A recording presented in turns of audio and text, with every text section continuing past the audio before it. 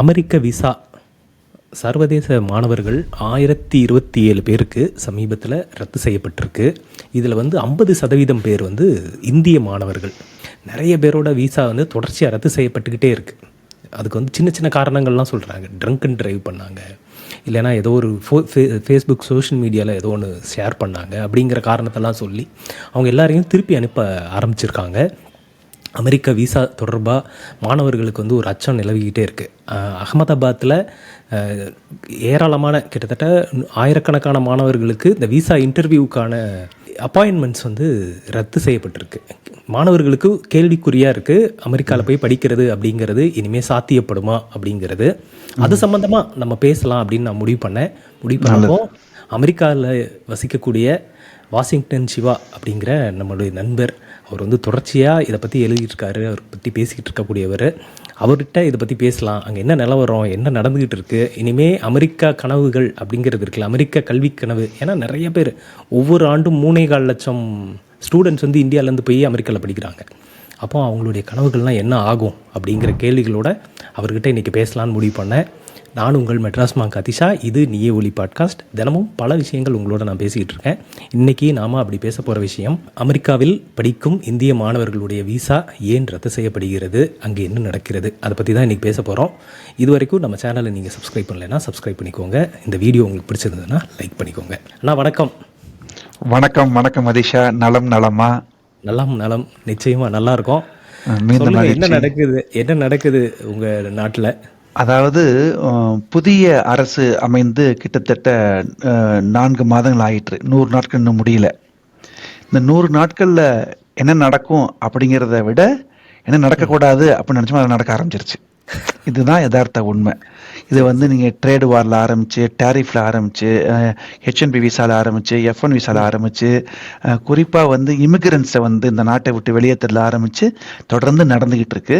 இதை உலகம் முற்று நோக்குகிறது. இப்போ உலக நாடுகளில் ஏதாவது ஒரு நாட்டில் ஒரு பிரச்சனை நடக்குதுன்னா அதை யாரும் உற்று நோக்க போகிறதில்ல.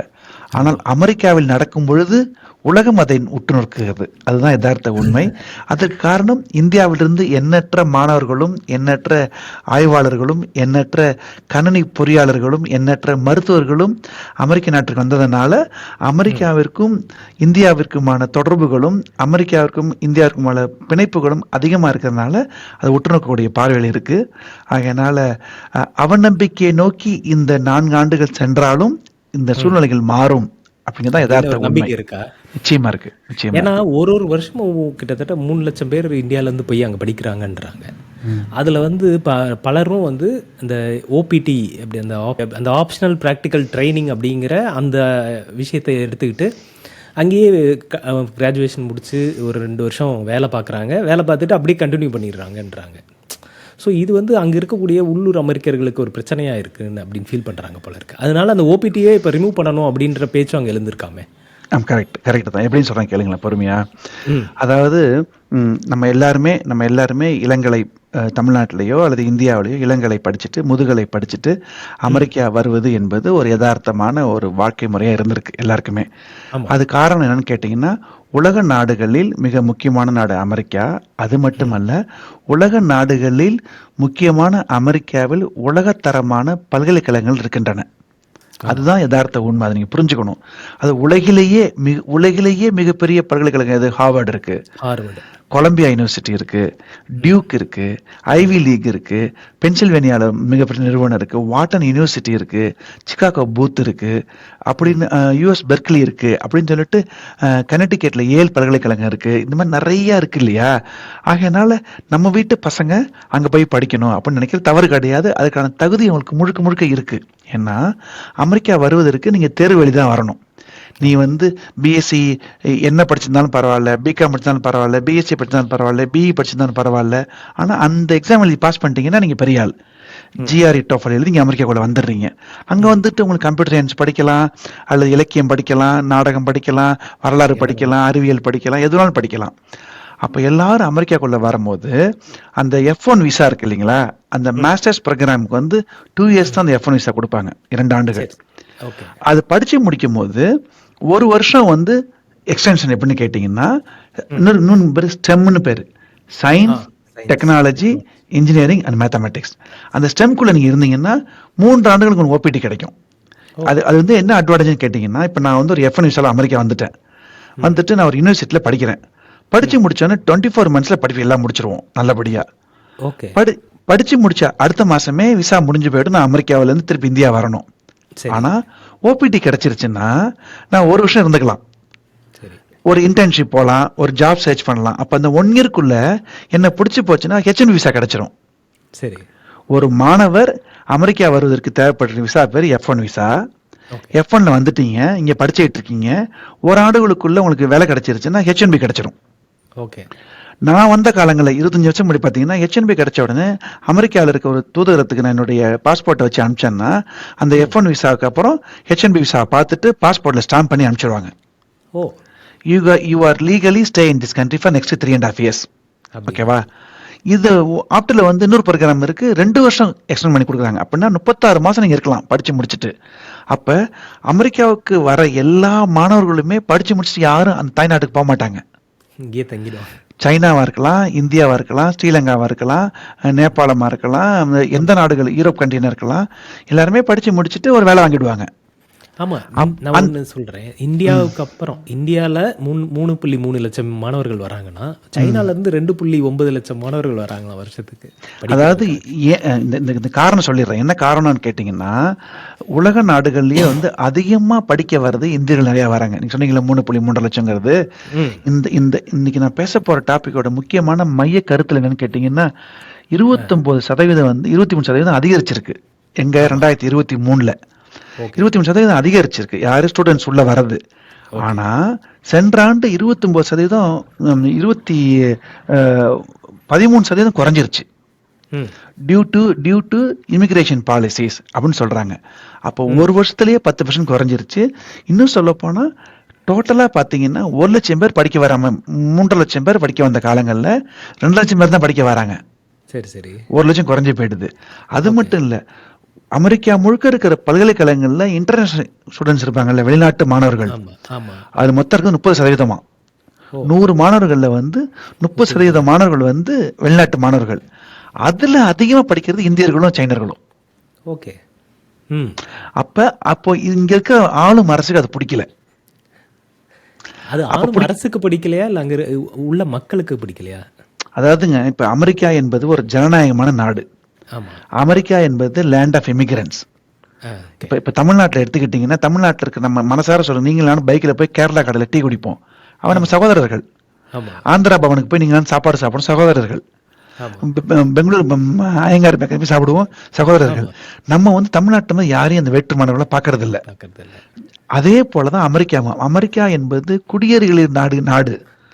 வெள்ளைக்காரர்கள் இருப்பதை போலவே உலக வரைபடத்தில் எங்கெல்லாம் மக்கள் இருக்கிறார்களோ அவர்கள் அனைவரும் இருக்கிற மாநிலம் வந்து நியூயார்க். ஓகே. இப்போ நியூயார்க்ல எடுத்தீங்கன்னா Chinese, Mexicans, Italians, Koreans, Europeans, Indians அப்படின்னு எல்லாருமே இருப்பாங்க இந்த நியூயார்க்குள்ள. அது அமெரிக்கா முழுக்க பரவி இருப்பாங்க. அப்போ ஏற்றத்தாழ்வுகள் கிடையாது. ஆனால் வெள்ளைக்காரங்க நாடு தான், அது ஏற்றத்தாழ் கிடையாது. ஆனால் இது நாளடைவில் அதிகரிக்க அதிகரிக்க அதிகரிக்க அதிகரிக்க ஒரு பொதுவான பார்வை வந்து இமிகிரன்ஸ் அதிகமாக வந்துட்டாங்களோ அப்படின்னு ஒரு பார்வை இருக்கு. ஓகே. அதை சொல்லி தான் இவர் ஜெயிச்சார், ட்ரம்ப் அவர்கள் ஜெயிச்சாங்க. நான் வந்து இங்க இருக்கிற இல்லீகல் இமிகிரன்ஸை நான் வெளியேற்றுவேன். இப்போ இல்லீகல் இமிகிரன்ஸ்லேயே அதுலேயும் பல விதம் இருக்குது. அது வேறு டாபிக், இன்னும் நான் பேசுவோம். அது எப்படின்னு கேட்டிங்கன்னா, நிறைய ஸ்பானிஷ் மக்கள் உள்ளே வந்துட்டாங்க அமெரிக்காக்குள்ள. ஓகே. அதை வந்து பழைய அரசு டெமோக்ராட்டிக் பார்ட்டி வந்து, நீ வந்துட்டியாப்பா, நீ படிச்சிருக்கியா, உனக்கு விசா தரட்டுமா, நீங்கள் தங்கிட்டு விசா வாங்கிட்டு வேலை பாரு அப்படின்னு சொல்லி ஃப்ரெண்ட்லியாக அணுகுனாங்க. அதை வந்து யூஸ் பண்ணிக்கிட்டாங்க அவங்க. அது வந்து தவறாக நடந்ததுனால தான் இவர் வந்து ட்ரம்ப் வந்து அனைத்து பிரச்சனைகளையுமே ஓரமாக வச்சுட்டு, இந்த ஊர்ல இருக்க இல்லீகல் இமிகிரன்ஸ் நான் வெளியேற்றுவேன் அப்படின்னு ஒற்றை சொல்லி ஜெயிச்சு வந்தாரு. Okay okay. அதுல அடுத்து தான் கை வச்சது வந்து இமிகிரன்ஸை இந்தியா அனுப்பிச்சது, விலங்கு போட்டு அனுப்பிச்சது. அதுக்கப்புறம் ஸ்டூடெண்ட்ஸ். இப்ப அதனால வந்து மாணவர்களோட எண்ணிக்கை நிச்சயமா குறைஞ்சிருச்சு, குறைஞ்சிட்டே வருது. இதெல்லாம் குறைக்க ட்ரை பண்றாங்களா? ஆமா. இது ஏன்னு கேட்டீங்கன்னா, இப்ப வந்து $40 பில்லியன் எக்கானமியில இதுல இன்வால்வ் ஆயிருக்கு. அடே அப்பா. 40 பில்லியன். எப்படின்னா நம்ம பேசின மாதிரி தான், உலக நாடுகளில் அமெரிக்காவில் படிக்கின்ற 30% மாணவர்கள் வெளிநாட்டு மாணவர்கள். இந்த மாணவர்கள் கட்டுற பணம் இருக்குல்ல, ஆமா. அந்த பணம் 40 billion coming to America. Okay. அமெரிக்காவில் இருக்கிற பெரும் நிறுவனங்கள், அமெரிக்காவில் இருக்கிற பெரும் பல்கலைக்கழகங்களுக்கு முக்கியமான முதலீடு இன்டர்நேஷனல் ஸ்டூடெண்ட்ஸ். ஓகே. இப்ப இந்த ஊர்லயே பிறந்து வளர்ந்த ஒரு பொண்ணுக்கு அட்மிஷன் கிடைச்சா இந்த பொண்ணுக்கான ஃபீஸை விட 2 மடங்கு அதிகம் இன்டர்நேஷனல் ஸ்டூடெண்ட்ஸுக்கு. ஓகே. ஓகே. இப்போ என்னுடைய மகளுக்கு நான் வந்து மாசம் வந்து 1 லட்ச ரூபா ஃபீஸ் கட்டணும் படிக்க அப்படின்னா, ஃபாரின் வர பையனுக்கு 2 லட்ச ரூபா கட்டணும். அதுக்கு பேங்க் லோன் தருது, ஃபெசிலிட்டி இருக்கு, அதெல்லாம் தனி கதை. ஆனால் வருவாய் வந்து அதிகரிக்கிற தொகுதி. அதனால இது வந்து இந்த இந்த இந்த இந்த பிரச்சனைகள்லாம் டெம்பரவரி. 1 மாதமோ 2 மாதமோ 3 மாதமோ 6 மாதமோ இருக்கும், அப்புறம் மாறிடும். யூனிவர்சிட்டிஸ் போய் லாபி பண்ணுவாங்க. யூனிவர்சிட்டியில வந்து ரிப்பப்ளிக்கன் வச்சிருக்க யூனிவர்சிட்டியும் இருக்கும், டெமோக்ராட்டிக் லிபர்ட்டி இருக்கும். அதனால வந்து ட்ரம்ப் அவர்கள் வந்து முதல் 3-4 மாதங்கள் கடுமையாக நடவடிக்கை எடுக்கிறதுனால இதுலயும் நடவடிக்கை எடுத்திருக்காரு. அப்படியா? சரி சரி. என்னன்னா மார்க்கோ ரூபியோ அந்த யுஎஸ் செக்ரட்டரி அவர் வந்து சொல்றாரு, விசாங்கிறது வந்து வந்து ரைட்ஸ் கிடையாது, அது ஒரு ப்ரிவிலேஜ். இந்த ஊரில் வந்து யார் ஓவர் ஸ்டே பண்ணாலும், வயலண்ட் கிரைம்ஸில் ஈடுபட்டாலும், அவங்க வந்து டெரரிஸ்ட் குரூப் சப்போர்ட் பண்ணாலும் நாங்கள் வந்து சும்மா பார்த்துட்டு இருக்க மாட்டோம், உடனே அனுப்பிடுவோம் அப்படின்ற மாதிரி சொல்கிறாரு. இது வந்து நியாயமாக தானே இருக்கு. டிபார்ட்மெண்ட் ஆஃப் ஸ்டேட்லுக்கு அதில் நான் வந்து 5 ஆண்டுகள் வேலை பார்த்துருக்கேன். Department of state. அந்த டிபார்ட்மெண்ட் ஆஃப் ஸ்டேட்டோட செக்ரட்டரி பேர் தான் மார்க்கோ ரூபியோ. ஓகே. அவர் மிகப்பெரிய பேச்சாளர் ரிப்பப்ளிகன் பார்ட்டியில். அவர் வந்து பிரசிடென்ட்டுக்கே போட்டி போட்டவர். ஓகே. அவரை வந்து ஆக்கியிருக்காங்க, ஏன்னா அவர் வந்து ட்ரம்ப் சப்போர்ட்டர். ஓகே. அவர் ஸ்ட்ரிக்டா என்ன ஆக்ஷன் எடுத்துட்டாருன்னு கேட்டீங்கன்னா, உதாரணமா இப்போ அமெரிக்கா என்பது ஜனநாயக நாடு. எப்படின்னு கேட்டீங்கன்னா, நான் ஒரு யூனிவர்சிட்டியில படிச்சுட்டு இருக்கேன், நியூயார்க் யூனிவர்சிட்டியில படிச்சுட்டு இருக்கேன். நான் வந்து இஸ்ரேலுக்கு வந்து அமெரிக்க அரசாங்கம் நிறைய ஹெல்ப் பண்ணுது, அதை நான் தடுக்க நிப்பாட்ட முடியாது. ஆனா பாதிக்கப்படுற பாலஸ்தீன மக்களுக்கு நான் ஆதரவா குரல் கொடுத்தா அது அமெரிக்க அரசாங்கம் ஒன்றும் சொல்லாது. நீங்க வந்து என்னுடைய உரிமை, என்னுடைய முன்னாடி கரெக்ட் 3 மாசம் முன்னாடி எனது உரிமை வந்து நான் அமெரிக்காவில் இருக்கேன், அமெரிக்காவில் டேக்ஸ் கட்டுறேன், அமெரிக்காவில் உரிமை இருக்கு. ஆனா பாலஸ்தீன மக்கள் கஷ்டப்படுறாங்க, அது தவறு அப்படின்னு நான் பேசினா அவங்க அந்த அதை கேட்டுப்பாங்க, உனக்கு அந்த உரிமை இருக்குன்னு சொல்றாங்க அப்படின்னு சொன்னாங்க. இப்ப அது கிடையாது. ஆமாம், இன்றைக்கி வந்து நீங்கள் ப்ரோ பாலஸ்தீன் அப்படின்னு உங்களோட சோஷியல் மீடியாவில் ஏதாவது ஐடென்டிஃபை பண்ணால் கூட உங்களோட விசாவை ரிவோக் பண்ணி வெளியே அனுப்பிடுவாங்க. இப்போ எனக்கே ஒரு சிக்கல் உங்களுக்கு சொல்கிறேன், உங்கள்கிட்ட அழகாக சொல்கிறேன், பொறுமையாக சொல்கிறேன், கேட்டுங்க. சிட்டிசன்ஷிப்பில் 2 விதம் இருக்கு. எனது மகள் அமெரிக்காவில் பிறந்து வளர்ந்த மகள், அவள் வந்து நேச்சுரலைஸ்டு சிட்டிசன். ஓ. இப்போ நான் வந்து 5 ஆண்டுகள் கழிச்சு வாங்கின சிட்டிசன். அப்ப நாளைக்கு நான் தவறா இந்த அமெரிக்க அரசாங்கத்தை தவறா பேசி இவங்க பண்றது தப்பு அப்படின்னு நான் பேசினா என்னையே அவங்க வழி அனுப்புறதுக்கு வழி இருக்கு. அமெரிக்க குடியுரிமை நான் வாங்கி 20 ஆண்டுகள் ஆயிட்டு, அமெரிக்கன் பாஸ்போர்ட் வாங்கி 20 வருஷம் ஆயிடுச்சு. அமெரிக்கா வாங்கிட்டு அமெரிக்காவில் இந்தியாவில் ஓசிஐ கார்டு வச்சுக்கிட்டு இந்தியாவும் தமிழ்நாடும் வந்து நான் போறதை நீங்க பார்த்துருப்பீங்க. நாளைக்கு வந்து என்னை திருப்பி அனுப்பிச்ச வாய்ப்பு இருக்கு நான் தவறு செஞ்சா. இப்போ நான் வந்து இப்போ டிராஃபிக் டிக்கெட் வாங்கிட்டேன், நான் வந்து ஒரு டிரைவிங் லைசன்ஸ் தவறு பண்ணிட்டேன்னா என்னை வந்து கண்டிச்சு விடுவாங்க. ஆனா அதுவே விசால இருந்தா அனுப்பிச்சிடுவாங்க, பேக் பண்ணி அனுப்பிச்சிட்டாங்க. அதான் இப்போ இத்தனை பேர் அனுப்பியிருக்காங்களே. ஆமா, 1000 பேர் அனுப்பியிருக்காங்க. ஆமா, அது ஏன்னா அப்பதான் வந்து இப்ப இது வந்து நீங்க 2 தான் பார்க்கணும். ஒண்ணு, நம்மளும் தவறு பண்றோம், அது யதார்த்த உண்மையை நம்ம டேக் இட் ஃபார் கிராண்டட் எடுத்துக்க கூடாது. இப்போ நீங்க இந்த டாபிக்ல இருந்து நான் மாறாம பேச ஆசைப்படுறேன். எப்படின்னு கேட்டீங்கன்னா, இந்தியர்களும் நிறைய தவறு பண்ணிருக்காங்க, நிறைய தவறு பண்ணிருக்காங்க. நீ இந்த ஊருக்கு எதுக்கு வந்திருக்க? படிக்க வந்திருக்க. வந்தியா, படிச்சியா, சம்பாரிச்சியா, ஊருக்கு பணம் அனுப்பிச்சியா, அப்பா அம்மாக்கு வீடு வாங்கி கொடுத்தியா, நீ அங்க வந்து செட்டில் ஆகிறியா அப்படின்னு இல்லாம இங்க வந்து உட்காந்துக்கிட்டு சங்கீத்தனமான வேலைகளை பண்றது, பாரத் மாதா கி ஜே அப்படின்னு பேசுறது, ஜெய் ஸ்ரீராம் பேசுறது, ஹோலி கொண்டாடுறது, பிள்ளையார் சிலைய வந்து கடல்ல போய் கரைச்சி விட்டுறது, இதெல்லாம் வந்து அமெரிக்கன். இப்ப நான் தங்கியிருக்கிற பக்கத்து தெருவில் வந்து ஹரேரா மகாலகிருஷ்ணா போயிட்டு இருக்காங்க 10-20 பேர். இது வந்து உனக்கு நம்பிக்கை இருந்தா போ, ஆனா வீட்டுக்குள்ள பண்ணு. ஆனா இதெல்லாம் பல வருஷமா பண்ணிட்டு இருக்கிறது தானங்க, ஓசோ காலத்துல இருந்து பண்ணிட்டு தானே இருக்காங்க. Correct correct. அது வந்து அடுத்தவர்களை பாதிக்காத வரை. இப்ப பாதிக்க ஆரம்பிச்சு அவங்க உணர்றாங்க. Okay okay. இப்ப நம்பர் ஆஃப் இந்தியன்ஸ் அதிகமாயிட்டாங்களோ? அதிகமாயிட்டாங்க. 1% தான் இருக்காங்க, அதுவே பெரிய நம்பர் தானே உங்களுக்கு. அது மட்டும் இல்ல, ஏன் தெரியுமா அதிஷா இந்தியர்கள் மேல அவங்களுக்கு ஒரு கண் இருக்குன்னு கேட்டீங்கன்னா, அமெரிக்காவில் மிகப்பெரும் நிறுவனம் வேலை பார்க்குறாங்க அவங்க. ஓகே. கூகுள் எடுத்துக்கிட்டிங்கன்னா கூகுள், அமேசான், மைக்ரோசாஃப்ட், இந்த மாதிரி பெரிய நிறுவனங்கள் வேலை பார்க்குறாங்க. இந்தியர்கள் டாப் லேங்கில் இருக்காங்க. சுந்தர் பிச்சை, நம்ம இவர் அது பேர் என்ன, நடல சத்யா, அது மாதிரி டாப் ரேங்க் இருக்காங்க. அதே போல் மருத்துவர்கள், அமெரிக்காவில் இருக்கிற முன்னணி மருத்துவர்கள்லாம் டாப் ரேங்க் இந்தியன்ஸ் இருக்காங்க. அதனால வந்து சக சக அமெரிக்கர்களுக்கு நம்மளுடைய வளர்ச்சியை பார்த்து பாராட்டவும் முடியல. இந்த மாதிரி வந்து திட்டுறதுனால அவங்க அந்த ஆக்ஷன் அவர் எடுக்கிறத ரசிக்கிறாங்க அவங்க. Okay okay okay okay. So இப்போ என்ன ஆகும் இப்போ வருங்காலத்தில்? இப்போ பார்த்தீங்கன்னா ஹெச்என்பி விசாவே கடந்த 3 ஆண்டுகளாக ரெஸ்ட்ரிக்ட் பண்ணிட்டாங்க. எப்படின்னு கேளுங்க. இப்போ நீங்கள் வந்து கோயம்புத்தூர்லேயோ, மதுரையிலையோ, திருச்சியிலையோ, சென்னையிலையோ ஒரு மாணவர் படித்து முடித்த பிறகு 16 ஆண்டுகள் படிச்சிருக்கணும். 16 ஆண்டுகள். ஓகே. நீங்கள் பிஇ கம்ப்யூட்டர் சயின்ஸ் மட்டும் இல்லை, பிஇ சிவில் படித்தாலும் சரி, மேத்தமெட்டிக்ஸ் படித்தாலும் சரி, காமர்ஸ் படித்தாலும் சரி, 16 ஆண்டுகள் படிச்சிருக்கணும். பிஎஸ்சி படித்தா எக்ஸ்ட்ரா 1 இயர், எம்எஸ்சி படிச்சிருக்கணும் 1 இயர். ஓகே. ஸோ 16 ஆண்டுகள் படித்து முடித்தா you are eligible to apply HNB visa. சரி சரி. அப்போ இங்கே அமெரிக்காவில் ஒரு நிறுவனம் வந்து எனக்கு வந்து எனக்கு தேவைப்படுது, ஒரு ஆரக்கல் டெவலப்பராக தேவைப்படுது, ஜாவா டெவலப்பராக தேவைப்படுது, விஷுவல் பேசிக் டெவலப்பராக தேவைப்படுது அப்படின்னு அது அப்ளை பண்ணி அவங்க எனக்கு வரவழைச்சு விசா வாங்கி கொடுத்துட்றாங்க. விசா வாங்கின நான் அமெரிக்கா வந்த பிறகு ஒரு நிறுவனத்தில் வேலைக்கு அனுப்பிச்சிடுறாங்க. சரி. இந்த நடைமுறை இன்றும் இருக்கு. ஓகே. ஆனால் அதற்கு எக்கச்சக்கமான பேர் அப்ளை பண்ணதுனால இப்போ இது கொண்டு வந்தாங்க, லாட்ரி சிஸ்டம். ஓ ஓகே. லாட்ரி சிஸ்டம் என்னன்னு கேட்டிங்கன்னா 65,000 பேர் தான் வேணும் அமெரிக்காவுக்கு. ஆனால் அப்ளை பண்ணுறது 3 லட்சம் பேர். ஓகே. அந்த 3 லட்சம் அப்ளிகேஷனையும் ஒன்றா உள்ளே போட்டு குளிக்க அடிக்கும்போது ஃபர்ஸ்ட் 65,000 யார் வருது அவங்க விசா வந்துடுது, இது வந்துடுது, பேப்பர் வந்துடுது. Okay okay. அந்த பேப்பர் எடுத்துட்டு இங்கே இன்ட்ரிக்கு வருவாங்க. சரி சரி. அது சில பேர் ரிஜெக்ட் ஆயிடுச்சுன்னா அடுத்த அந்த லிஸ்ட்டில் வந்து அடுத்த 5,000 பேர் எடுத்துப்பாங்க. இந்த நடைமுறையில் இதுவும் நல்லா போயிட்டு இருக்கு. ஆனால் என்ன ரெஸ்ட்ரிக்ஷன் வந்துருச்சுன்னு கேட்டிங்கன்னா இப்போ தமிழ்நாட்டில் இருக்க ஒரு கிராமத்து இளைஞர்களை நாங்கள் விசா கொண்டு இங்கே வரவழைச்சிட்டோம். வரவழைச்ச பிறகு இங்கே அமெரிக்காவுக்கு ஒரு நிறுவனத்தில் ஒரு ஆரக்கல் டெவலப்பர் ஓப்பனிங் இருக்கும்போது நான் என்னுடைய பையனை அங்கே அனுப்புகிறேன். அவங்க இன்டர்வியூ பண்ணுறாங்க, பிடிச்சி பண்ணி ஹையர் பண்ணிடுறாங்க. இதுதான் சிம்பிள் ப்ராசஸ். ஆனால் இப்போ என்ன சொல்கிறாங்க, நான் விசா அப்ளை பண்ணும்போது நீ எங்கே வேலை வாங்கி தர போகிற, அந்த கிளையண்ட் யார், அவன் லெட்டர் கொடுங்க கேட்குறாங்க. ஓ ஓகே. அது எல்லாம் தர மாட்டாங்க. அப்புறம் அப்படிதான் வாங்குறாங்க. இப்போ அப்படிதான் இப்போ நான் வந்து உங்களுக்கு உதாரணம் சொல்ல போனால் மிகப்பெரிய நிறுவனம் என்ன சொல்லுவாங்க உங்களுக்கு, அமெரிக்காவில் மிகப்பெரிய நிறுவனம் வந்து மைக்ரோசாஃப்ட் வச்சுப்போம், கூகுள் வச்சுக்கோங்க. கூகுளில் இந்த இடத்துல ஒரு 100 ஆரக்கல் டெவலப்பர் தேவைப்படுதுன்னு ஒரு ஆட் வந்திருக்குல்ல, அந்த கன்சர்ன் மேனேஜர்லேருந்து ஒரு லெட்டர் வாங்கி விசா அப்ளை பண்ணணும். ஓகே. அது இருந்தால் தான் இப்போ ஸ்டாம்பிங் ஆகுது. Okay okay. ஸோ அது வந்து நிறைய கிடைக்கிறது இல்லை. கிளையண்ட் லெட்டர் தர மாட்டாங்க. ஏன் தர மாட்டாங்க? அவங்க வந்து ஏன் தர மாட்டாங்கன்னா அவங்க வந்து ஃபர்ஸ்ட் அமெரிக்கன்ஸ் நாடு தருவாங்க. அவங்க இது அமெரிக்க நாடு தானே. சரி சரி சரி. அந்த 100 பேர்ல யார் அமெரிக்கன்ஸ் அப்ளை பண்ணான்னு தெரியாதுல்ல அவங்களுக்கு. அமெரிக்காவில் இந்தியன்ஸ் அப்ளை பண்ணலாம், சைனீஸ் அப்ளை பண்ணலாம், யூரோப்பியன் அப்ளை பண்ணலாம், கொரியன்ஸ் அப்ளை பண்ணலாம், யாரும் அப்ளை பண்ணலாம். அதனால அப்படிலாம் அந்த நடைமுறையில் இருந்து வந்துட்டாங்களே பல லட்சம் பேர் வந்துட்டாங்களே. கரெக்ட். பில் கிளின்டன் பீரியட்ல தான் ஹெச்என்பி வந்து நிறைய உள்ள வந்தாங்க அந்த பீரியட்ல.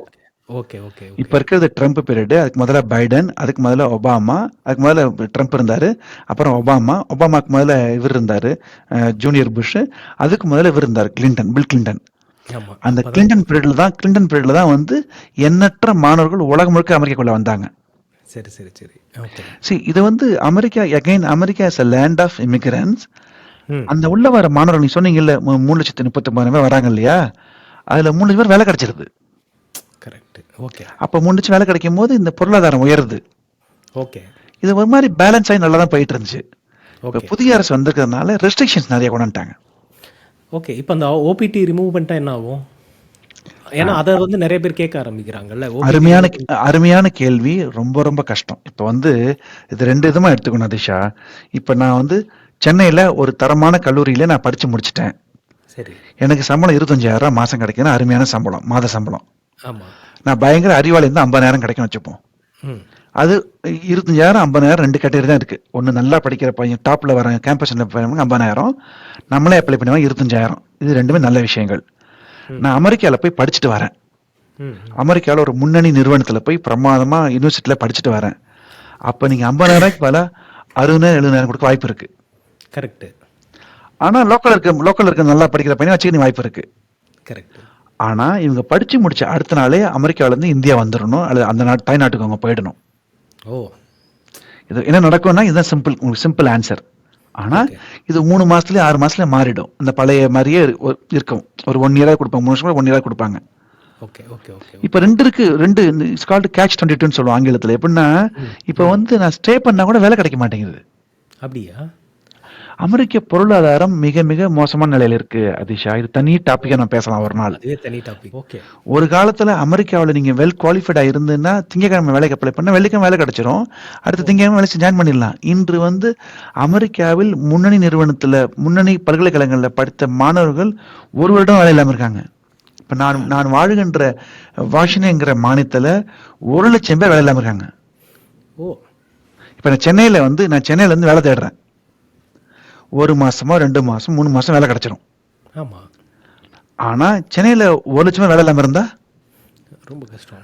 நான் சொல்றது வேலை இல்லாம இருக்கிறது குவாலிஃபைடு பர்சன்ஸ்க்கு. ஓகே. ம்.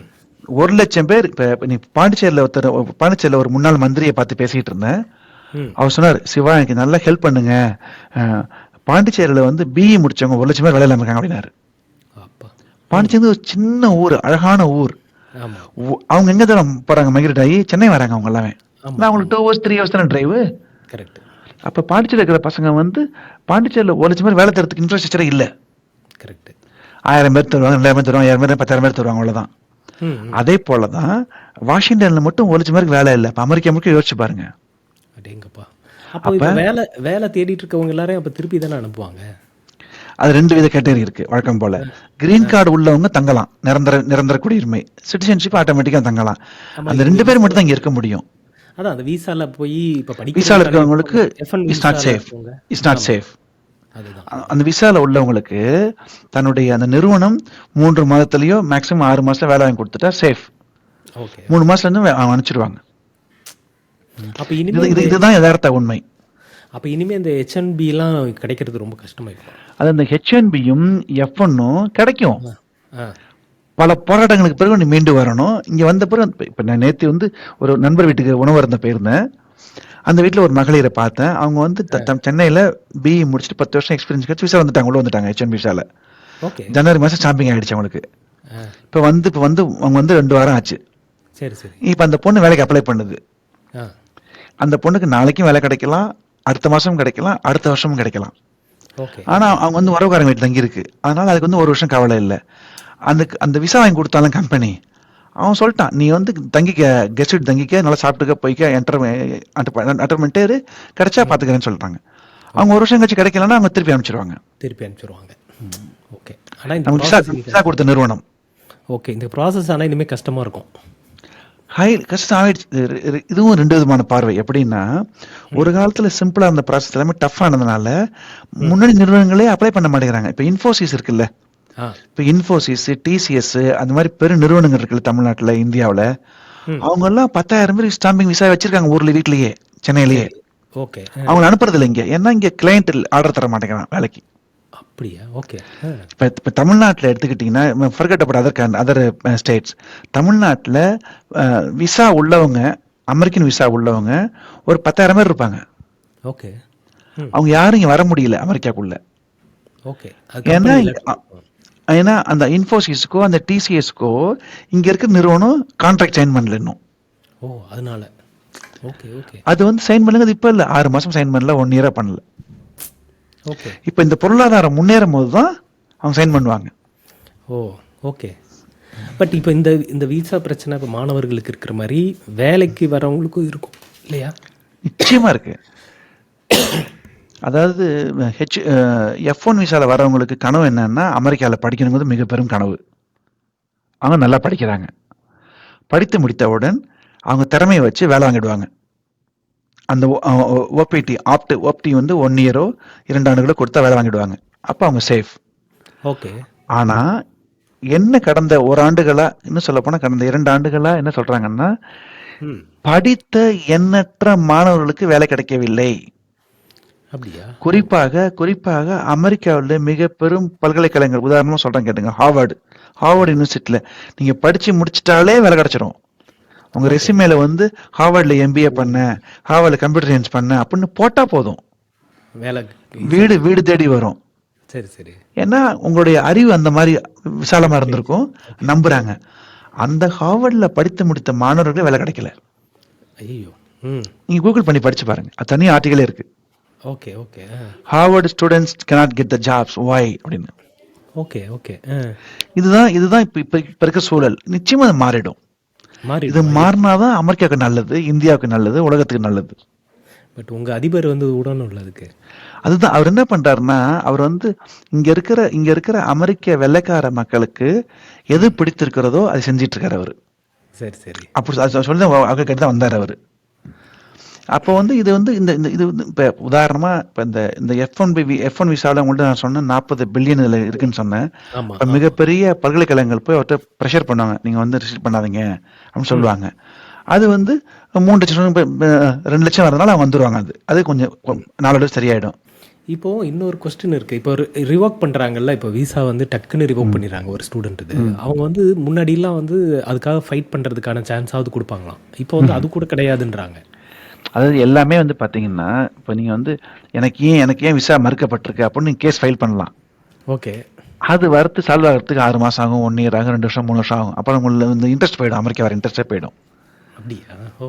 அமெரிக்கா என்பது உலக நாடுகளில் முதன்மையான நாடு. ஆமா. ஜனநாயக நான் கேட்கறது, இப்போ டிபோர்ட் பண்ணிடுவாங்களா? இப்போ ஒரு ஆமா ரிவோக் பண்ணோன்னே ஆமா டிபோர்ட் பண்ணிடுவாங்களா? முன்னாடி அப்படி 100% கிடையாதுல்ல? நீங்க இருக்க முடியாது இல்லையா? அப்ப இல்லீகல் ஸ்டேட்டஸ் போயிடுதுல உங்களுக்கு. அப்படியா? ஓ. இப்ப வந்துங்க, இப்ப நீங்க வந்து தவறு பண்ணிட்டீங்க, இந்த நாட்டை விட்டு நீ போ அப்படின்னு சொல்லிட்டாங்க, நீங்க போய் ஆகணும்ல. ஓகே. இது ஒரு பிளான்டு விஷயமா இருக்கு. இமிகிரேஷன் ஆம்புட்ஸ்மேன் ஆஃபீஸ் அதை வந்து சஸ்பெண்ட் பண்ணிட்டாங்களாமே. கரெக்ட். அது என்னன்னு கேட்டீங்கன்னா, நீங்க வந்து பொதுவா அதை வந்து கரெக்ட் தான். இப்போ இவங்க வந்து இல்லீகல் இமிகிரன்ஸை வந்து எப்படி கண்ட்ரோல் பண்ணுவீங்கன்னு பாக்குறாங்க அவங்க. சரி. இப்போ நீங்கள் நானும் கார் எடுத்துட்டு மவுண்ட் ரோட்லேருந்து வேளச்சேரி பக்கம் போகிறோன்னு வச்சுக்கோங்களேன். ஒரு 100-200 பேர் புதிய ஆட்களை பார்க்கும்போது நீ ரேண்டமாக நிப்பாட்டி 100 பேரையும் கேள்வி கேட்கலாம். கரெக்ட். இப்போ நான் இந்த அமெரிக்காவில் 25 ஆண்டுகளாக இருக்கேன். இது வரைக்கும் நீ என்னை வந்து நிப்பாட்டி உன்னோட ஸ்டேட்டஸ் என்ன, விசா ஸ்டேட்டஸ் என்ன, நீ யார், இந்தியன் மாதிரி இருக்கியே, கேட்டது இல்லையே. நீ விசாவில் கேட்டதே கிடையாது. இப்போ ஓகே. கேட்கணும், இப்போ கேட்பாங்க அவங்க. ஓ. இப்போ நான் அமெரிக்கன் சிட்டிசன் அப்படின்னு ஓகே கோ அப்படின்னு சொல்லிடுவோம். அதுக்கு ப்ரூஃப் கேட்குறான். ஓ. அப்போ அப்போ எந்நேரமும் நான் நீங்க வச்சிருக்கீங்க நான் வந்து பர்ஸில் வந்து வச்சுக்கணும், கார்டு கார்டு லைசன்ஸ் வச்சுக்கணும். இந்த அப்போ அது நேற்று வந்து ஒரு அட்டானியில் சொல்லியிருக்காங்க, இந்த மாதிரி சொல்லியிருக்காங்க, always keep the document safe அப்படிங்கிறாங்க. ஏன்னா அதற்கான சூழல் இப்போ மாறி இருக்கு. கவலை தரும் சூழல், வருத்தமான சூழல், அவநம்பிக்கையற்ற சூழல், எதிர்காலத்தின் மீது பயமுள்ள ஒரு சூழல். இது மாறும். ஆனா நீங்க கவனமா இருக்கணும். இப்போ பல்கலைக்கழகங்கள் மேலேயுமே ஏதோ ஒரு சின்ன ஒரு பிரச்சனை ஒண்ணும் இல்ல, ஹார்வர்ட் மேல வந்து ஏன் அது ஏன் சண்டை போகுது. அது ஏன் அப்படின்னு கேட்டீங்கன்னா, உலக நாடுகளில் முதன்மையான நாடு Harvard. That's a liberal university. Okay. உங்களுடைய தனித்தன்மையை, உங்களுடைய சுதந்திரத்தை, உங்க எதிர்காலத்தில் நீங்க அமைக்க கட்டமைப்பில் வந்து சுதந்திரமா இருக்கக்கூடிய யூனிவர்சிட்டி. இட்ஸ் நாட் இருக்கும். நம்ம ஜேஎன்யூ இருக்குல்ல, அந்த மாதிரி. Correct. It's not conservative university. அது மட்டுமல்ல அமெரிக்காவில் இருந்த முன்னாள் அதிபர்கள் பலரும் படித்த யூனிவர்சிட்டி ஹார்வர்டு. ஒபாமால ஆரம்பிச்சு எல்லாரும் படிச்சிருக்காங்க அங்க. ஓகே. அது ட்ரம்ப்புக்கு பிடிக்காது. அவர் வந்து you are not doing a good job அப்படின்னு சொல்றாரு. ஆனா அதுக்கு அந்த பல்கலைக்கழகம் இறங்கி வரல. சரி. பல்கலைக்கழகம் இறங்கி வரல. ஆனா இவர் ஃபண்ட்ஸை கட் பண்ணிட்டாரு. அதான் ஃபண்ட்ஸ் எல்லாம் கட் பண்ணி அவங்கள ரொம்ப டார்ச்சர் கொடுத்துட்டே இருக்காரு. அந்த யூனிவர்சிட்டி மட்டும் கட் பண்ணல, உலக பொருளாதாரத்துல NIH, National Institute of Health, அதுலயும் ஃபண்ட்ஸை கட் பண்ணிட்டாரு. ஓகே. அதெல்லாம் என்டையர்லி தனித்தனி டாபிக். நீங்க இப்படி பேசலாம். இப்போ நான் மீடியாவில் பேச சொல்ல பயப்படுறேன் அப்படின்னா, நீங்க ஆர்டிகல் எடுத்து படிச்சீங்கன்னா, முன்னாள் அதிபருக்கு போட்டி போட்டவர் பெர்னி சாண்டர்ஸ். சரி. அவர் சொல்றாரு, அந்த NIHக்கு நீங்க ஃபண்ட்ஸை கட் பண்ணிட்டீங்கன்னா ஆட்டிசம் கிட்ஸுக்கு யார் பணம் தருவா, அல்சைமர் கிட்ஸுக்கு யார் பணம் தருவா, ரிசர்ச்சுக்கு யார் பணம் தருவான்னு கேட்குறாரு. அப்போ ஒரு இன்ஸ்டியூட்ல ஆட்டிசம் கிட்ஸ், ஒரு இன்ஸ்டியூட்ல வந்து அல்சைமர் உள்ளவங்களுக்கு எப்படி அதை கியூர் பண்றதுன்னு ரிசர்ச் நடந்துகிட்டு இருக்குல்ல. ஆமா. அது கட் பண்ணியாச்சு. அடடா. இதெல்லாம் தமிழக ஊடகங்களோ இந்திய ஊடகங்களோ யாரும் பேசல, யாருக்குமே தெரியாதுன்னு நினைக்கிறேன். தெரியாது. ஏன்னா அதை நீங்க யோசிச்சு பாருங்க. இப்ப நீங்க வந்து தனிப்பட்ட முறையில நீ எந்த கட்சி, நான் எந்த கட்சி அப்படிங்கறத ஓரமா வச்சுட்டு, ஒரு நிறுவனத்துக்கு பணம் போயிட்டு இருக்கு, அந்த பணத்தை நிப்பாட்டிட்டாரு. கரெக்ட். அதனால பாதிக்கப்படுவது யார்? ஏழைகள். பாதிக்கப்படுவது யார்? பாதிக்கப்பட்டவர்கள். புரியுது. ஸோ அப்போ இனிமே கொஞ்சம் இது டஃப்பாக தான் இருக்கும். ஆனால் இந்த நிலைமை மாறுன்றீங்க. நிச்சயமா டஃப் தான், மாறி ஆகணும். அதுதான் இப்ப நம்பிக்கை தானே வாழ்க்கை. இப்ப ஆனா நான் ஒஸ்ட்டுக்கு மொஸ்ட் ஒன்று சொல்றேன். ஒஸ்ட்டுக்கு மொஸ்ட் கேஸ் ம். அடுத்த 4 ஆண்டுகள் இப்படிதான் இருக்கும். 4 ஆண்டுகளுக்கு. அப்படியா? ஏன்னா அவர் தான் தலைவரா இருக்காரு. ஆமா. எதுவும் நடக்கலாம். அப்ப நீங்க கவனமா இருக்கணும். அப்ப ஒரு 2 விஷயம் இருக்கு. ஒண்ணு, இப்ப அங்க ஏற்கனவே படிச்சுட்டு இருக்கிற ஸ்டூடண்ட்ஸ் எல்லாம் ஒரு பயத்துல வந்துருவாங்க தானே இருப்பாங்க. வந்துருவாங்க பயத்துல தானே இருப்பாங்க. 100%.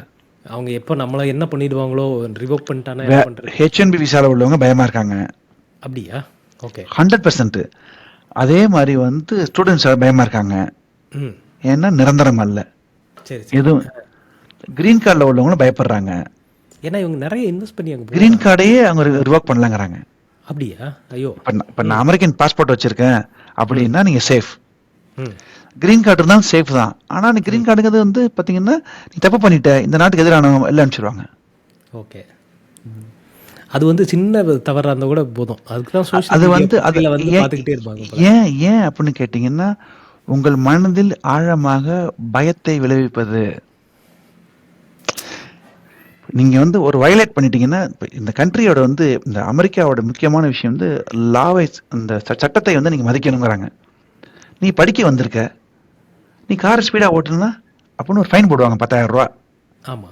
நீ இப்ப ஃபைன் போடாம வெளில அனுப்பிச்சிடுறாங்க, இந்த நாட்டை விட்டு போ அப்படின்னு. ஆனா இதெல்லாம் வந்து ஒரு காரணமா வச்சு வெளிய அனுப்புறதுக்கு ஒரு காரணம் கண்டுபிடிக்கிறாங்க. ஏதோ ஒரு கரெக்ட் காரணம். கரெக்ட் அவ்வளவுதான். கரெக்ட் ஏன்னா கரெக்ட். இப்போ அந்த சின்மைன்னு ஒரு பொண்ணு ஒரு கேஸ் போட்டிருக்கு ட்ரம்ப் மேலே. ம் இந்த மாதிரி என்னை வந்து அவங்களுக்கும் வந்து இந்த விசா ரிவோக் பண்ணிட்டாங்க அப்படிங்கிறதுக்காக ஒரு இந்தியன் கேர்ள் வந்து ஒரு கேஸ் போட்டிருக்காங்க. அந்த மாதிரி நிறைய இப்போ எல்லாரும் கேஸ் எல்லாம் போட ஆரம்பிச்சிருக்காங்க போல இருக்கு. அதாவது எல்லாம் போடுவாங்க, எல்லாம் நடக்கும், டிஸ்கஷன் நடக்கும், போகும் வரும். தீர்வு என்பது அது அல்ல. தீர்வு என்பது ஓகே. பொதுவான தீர்வு வந்து இதெல்லாம் கொஞ்சம் ரிலாக்ஸ் பண்ணாதான் நல்லது நடக்கும். சரி, இப்போ மாணவர்கள் என்னதான் பண்ணணும்? இப்போ அங்கே போய் இருக்க இப்போ ஏற்கனவே படிக்கிறவங்க கொஞ்சம் சேஃபாக இருக்கணும். ஓகே, நான் வந்து இந்தியாவில் குறிப்பாக தமிழ்நாட்டில் இருக்கிற மாணவர்களுக்கு உங்கள் மூலமாக ஒன்று சொல்லிக்கொள்ள ஆசைப்படுகிறேன். ஆ. மிக ரொம்ப எளிமையா, ம். நீங்க நல்லா படித்து அமெரிக்கா வருவது என்பது உங்கள் பெரும் கனவாக இருந்தால் வாழ்த்துக்கள். உங்களுக்கு அந்த தகுதி இருக்கு. ம். அமெரிக்கா வாங்க. படிச்சு முடிச்ச பிறகு அந்த ஆப்ட்ல 1 இயர் நீங்க இருந்தீங்கன்னா நல்லபடியா இங்க முன்னணி நிறுவனத்துல வேலை கிடைச்சிச்சுன்னா உங்களுக்கு மகிழ்ச்சி. ம். அப்படி கிடைக்கலையா, அமெரிக்காவில் படித்த கல்வியை வைத்துக்கொண்டு நீங்கள் மீண்டும் உங்கள் தாய்நாட்டுக்கு சென்று அங்கு முன்னணி வேலை தேடுங்கள் அல்லது தொழில் தொடங்குங்கள். இதுதான் என்னுடைய வேண்டுகோள். நல்லது. இப்போ ஏற்கனவே இப்போ படிச்சுட்டு இருக்கிற மாணவர்கள் இருக்காங்கல்ல, அவர்களுக்கும் அவங்க இதே வந்து தான். அவங்க எப்படி இருக்கணும் அங்கே? இப்போ அவங்கள வந்து அவங்களோட சோஷியல் மீடியாலெல்லாம் எதுவுமே பெருசாக பகிர்ந்துக்க கூடாது. இப்ப நான் வந்து சாதாரணமா இப்ப நான் இணையத்துல வந்து சாதாரணமா ஒரு ரசிச்ச விஷயத்தை எழுதுறேன், ஆமாம். ஒரு பார்த்த விஷயத்தை எழுதுறேன். இப்ப நான் கடந்த 3 மாசமா எதுவுமே எழுதல. ஓ. எனது நண்பர்கள் கூப்பிட்டு எழுதாதீங்கிறாங்க. அதெல்லாம் எதுக்கு தேவையில்லாம மாட்டிக்கிறீங்க பிரச்சனையில போய். ஏன்னா நான் வேலை பார்க்கறது அமெரிக்க அரசாங்கம் வேலை பார்க்கறேன், அரசாங்கத்துக்கு. Correct. I am consultant for அரசாங்கம், நாட் வேற பர்மனன்ட் எம்ப்ளாயி. அப்ப அடுத்த வேலை கிடைக்காது, அல்லது வேற பிரச்சனை வரும். அதனால நீங்க வந்து கவனமா இருங்கன்னாங்க. சரி, நான் விட்டுட்டேன். சரி, இப்ப நான் ஜாலியா சினிமா பார்த்தேன், பிடிக்கல, அதை படிச்சேன், சாப்பிட்டேன், அப்படியே எழுதிட்டு இருக்கேன். எனக்கு எழுதணும்னு ஆசை. இப்ப உதாரணம் பாத்தீங்கன்னா அமெரிக்காவில் முன்னணி நிறுவனமான ஒரு கார் நிறுவனம் இருக்கு, கேள்விப்பட்டிருப்பீங்க. அந்த கார் நிறுவனத்தை கல்ல விட்டு எறிகிறாங்க. சரி. அந்த கார் நிறுவனத்தை போய் உடைக்கிறாங்க. ம். அப்ப நான் வந்து பார்த்து ஷாக் ஆயிட்டேன். ஏன்னா இந்தியாவில் நான் பார்த்துருப்போம், ஒரு அரசியல் கலவரம் வரும்போது கல்ல விட்டு எறிவாங்க. ஆமாம். அது சாதி சங்க தலைவர்கள் திட்டிட்டீங்கன்னா கலவரம் வரும், கல்ல விட்டு எறிவாங்க. ஆமாம். ஆமாம். ஆனா அது அமெரிக்கா நடந்ததை பார்த்து நான் ஷாக் ஆயிட்டேன். பண்ணது வெள்ளைக்காரங்க. ஆனா அடுத்த நாளே அதிபர் சொல்றாரு, அதை நீ செஞ்சீன்னா டொமஸ்டிக் டெரரிசம்ட்டார். ஓ. அப்படியே ஸ்டாப் ஆயிடுச்சு. ஐயோ. 30 ஆண்டுகள் ஜெயில போட்டுருவாங்க. Okay, okay, okay. அதனால இப்ப எல்லாருமே ஏன்னா இப்ப வந்து இப்ப நீங்க வந்து இந்த நாட்டுக்கு எதுக்கு வந்திருக்கீங்க? படிக்க வந்திருக்கீங்க. எதுக்கு வந்தீங்க? வேலை பார்க்க வந்திருக்கீங்க. வந்தோமா, படிச்சோமா, வேலை பார்த்தோமா, சம்பாதிச்சோமா, ஊருக்கு பணம் அனுப்பிச்சோமா அப்படின்னு போட்டு நல்லது. அதெல்லாம் கிடையாது, நான் சண்டை போடுவேன் அப்படின்னா நீங்க போய் பிரச்சனை மாட்டிப்பீங்க. அது ரிஸ்க் இன்றைய கால சூழல்ல. புரியுது. இன்னொன்னு முக்கியமான கருத்தை சொல்லிடுறேன். நீங்க அமெரிக்காவை போலவே முன்னணி பல்கலைக்கழகங்கள் பல்வேறு நாடுகளில் இருக்குது. ஆமா. கனடாவில் இருக்கு, யூரோப்பியன் கண்ட்ரீஸ்ல இருக்கு, குறிப்பா லண்டன்ல இருக்கு, சிங்கப்பூர்ல இருக்கு. அங்கேயும் நீங்க அப்ளை பண்ணி போங்க, படிங்க, நல்லபடியா மேலுக்கு முன்னுக்கு வாங்கங்கிறதா என்னுடைய வேண்டுகோள். அமெரிக்கா மட்டுமல்ல, இப்போ நான் வந்து அமெரிக்காவில் ஒரு எம்பிஏ பண்ண ஆசைப்படுறேன் அப்படின்னு நினைக்க அந்த அந்த மாணவருக்கு உரிமை இருக்கு. அவர் கிடைக்கலையா கனடா போகலாம், கிடைக்கலையா ஆஸ்திரேலியா போகலாம், கிடைக்கலையா சிங்கப்பூர் போகலாம், கிடைக்கலையா யூரோப்பியன் கண்ட்ரி போகலாம், லண்டன் போகலாம். லண்டன் ஸ்கூல் ஆஃப் எக்கனாமிக்ஸில் போய் படிச்சீங்கன்னா அதை விட பெருமை. கரெக்ட். பட் ஆனால் எல்லாரும் இங்கே படித்தா தானே டக்குன்னு உங்களுக்கு ஒரு வேலை ஒரு ஏன்னா அமெரிக்கா என்பது பெரும் தேசம். அமெரிக்கா என்பது லேண்ட் ஆஃப் ஆப்பர்ச்சுனிட்டிஸ் இல்லை, ஆப்பர்ச்சுனிட்டிஸ். அதனால தான் அதுக்கான சூழல் இப்போ சரியில்லை. சரியில்லை. சரியில்லை. ஓகே ஓகே ஓகே, நிச்சயமா தேங்க்யூ, ரொம்ப நன்றிண்ணே. மிக்க மகிழ்ச்சி, மிக்க மகிழ்ச்சி. தொடர்ந்து தொடர்புலேயே இருப்போம், நிறைய பேசுவோம். ரொம்ப நன்றிண்ணே. நம்ம இந்த அமெரிக்கா விசா பிரச்சனைகள் பற்றி நிறைய விஷயங்கள் நீங்கள் சொன்னீங்க. மறுபடியும் நம்ம வேறு ஒரு நல்ல டாப்பிக்கில் உங்களை மீட் பண்ணுறோம். அதுவரை உங்களிடமிருந்து விடைபெறுவது உங்கள் மெட்ராஸ் மாங்க் அதிஷா. இது நீய ஒளி பாட்காஸ்ட். மிக்க நன்றிண்ணே. மிக்க நன்றி. தொடர்பில் இருப்போம்.